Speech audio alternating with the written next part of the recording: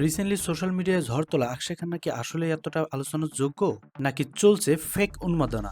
অন্যান্য নেপোকিডসদের মতো তারও ব্যর্থতার কারণ কি একই, নাকি এর পিছনে আছে অন্য কোনো ঘটনা যা তাকে 4 বছর বিরত রেখেছিল বলিউড থেকে? অক্ষয় খান্নার মতো এত ইন্টারেস্টিং ক্যারিয়ার গ্রাফ অনেক কমই আছে।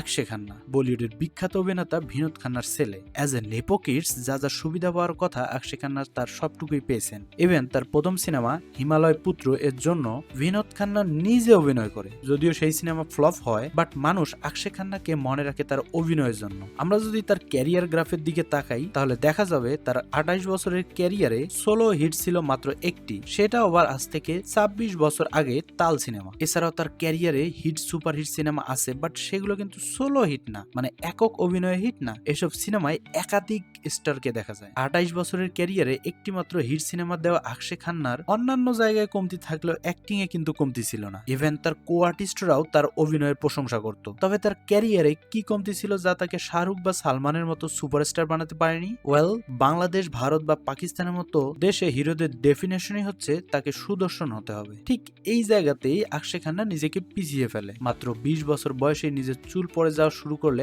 অক্ষয় খান্না ধীরে ধীরে লিড রোল থেকে সরে যেতে থাকে। হ্যাঁ, এটা হওয়াটাই স্বাভাবিক, কারণ আমরা কেউ ভাবতেও পারি না একজন হিরো টাকলা হবে। ইভেন এই সমস্যার জন্য পরিচালকরাও তাকে মেইন লিড থেকে সরায় দেয়, তার কাছে মিলতে থাকে সাইড ক্যারেক্টার। আসলে পরিচালকরাও তাকে কাজে নিতে ভয় পেত। অবশ্যই এর পিছনে পর্যাপ্ত কারণও আছে। অভিনয়ে কমতি না থাকলেও নিজের টাক মাথার কারণে অনেক ভালো ভালো প্রজেক্ট থেকে বিচ্ছিন্ন হয় অক্ষয় খান্না। এরপর দীর্ঘ 4 বছর বলিউড থেকে নিজেকে সরিয়ে নেয় অক্ষয় খান্না। এর কারণ হিসেবে অক্ষয় খান্না বিভিন্ন জায়গায় বিভিন্ন কথা বললেও কোনো এক ইন্টারভিউ জানায় অক্ষয় খান্না আসলে ভালো মানের কাজ পাচ্ছেন না, যা অফার করা হয় তাতে তার মন বসে না। হ্যাঁ, এই ঘটনা কিন্তু সত্য। দ্বিতীয়বার তার বলিউডে পা রাখার পর আমরা পেয়েছি চাভা, সেকশন 375, দৃশ্যম, ঢিসুমের মতো কালজয়ী অভিনয়। সর্বশেষ ধুরন্ধরে অভিনয় করে পুরাই বাজিমাত করে দিয়েছে এই অভিনেতা। এখন সবার মুখে মুখে অক্ষয় খান্নার নাম। ইভেন ধুরন্ধরে রণবীর সিংকেও নিয়ে এত আলোচনা হচ্ছে না যতটা হচ্ছে অক্ষয় খান্নাকে নিয়ে। তার অভিনয় আসলে কোন লেভেলে সেটা বোঝার জন্য দেখতে হবে তার রিসেন্ট কিছু কাজ। হ্যাঁ,